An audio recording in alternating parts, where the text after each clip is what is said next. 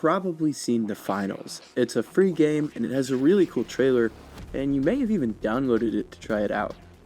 But what if I told you this game is probably one of the best free to play games out there? You might be a little surprised, but I'm here to explain why. Placing a gateway.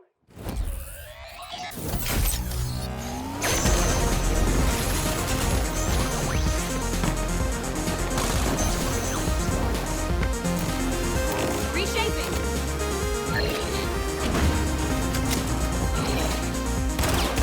Reversing gravity.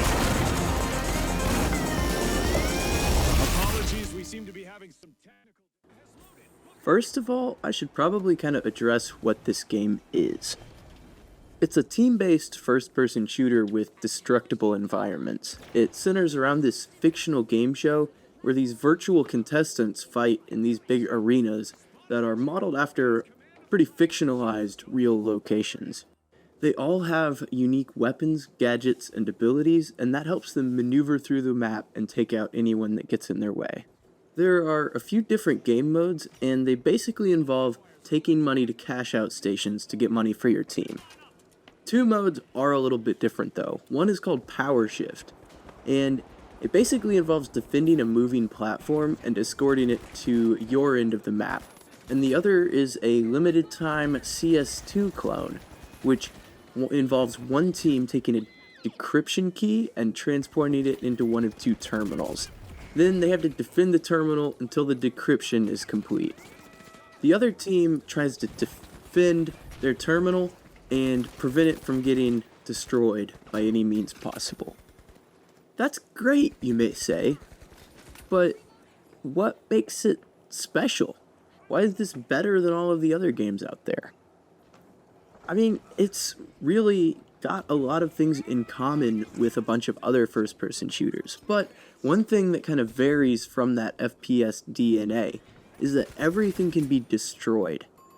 Bombs, grenades, and explosive canisters, they can all just be used to quickly punch a hole in the nearest wall, and you can smash through buildings and destroy them exactly the way you'd expect. The maps are really well suited to this, and unlike other shooters where it feels like it's designed to be an FPS map, in the finals, the locations seem very real, very plausible, like places you could actually go to. Other games use their maps to make these little choke points that the teams will actually compete for from game to game. But the map design that feels like a real place, combined with the fact that you can adapt the environment to your needs, means that from game to game, the choke points are going to be different. This means that instead of it being really important to memorize every tiny detail of the map, and so you just know where to stand and shoot and where that next enemy is going to pop out of, you can focus more on thinking on your feet and trying to figure out how you're going to change the map to your advantage. The tone of this game reminds me of like Team Fortress 2, where it's more playful than serious. But unlike TF2, the Finals has this amazing looking graphical style with these buildings and cities that look super detailed and alive. It's way more in-depth and brighter than any other free game I've ever played. A game like CS2 has this kind of gritty violence with an emphasis on getting a kill then moving on to the next thing. But this game has a more light-hearted tone where downed enemies just kind of disappear in a cloud of money. And this style of feedback means that every single elimination feels cool and gives you that dopamine hit that you need to keep playing. And if you think about that, free games kind of need that. With a game like Call of Duty, people are paying $60, and even if they only play it for 5 minutes, Activision still has their money, and they don't care. But a studio like this has to make a game that is going to never fail to deliver new, fresh content. And that's kind of a guarantee that the player is going to keep coming back. The reason they want you to keep playing it is because the longer you play, the more likely you are to spend money. And if I'm going to spend money on a game, It should have cool cosmetics, but fortunately the finals does. They have these really unique styles that look really cool, and it's possible to get plenty of cool things without spending any money. You can buy some stuff from the store, but it's kind of overpriced. I found this bundle for like $18, which is kind of a lot. But you could just spend $10 on the battle pass. I've found that cosmetics in this game are less of just like picking the cool skin that everybody's using and more accumulating stuff you can use to create your own unique style. And it might even just be worth spending money just to support the developers. They've spent so much time, and the finished product really is a ton of fun.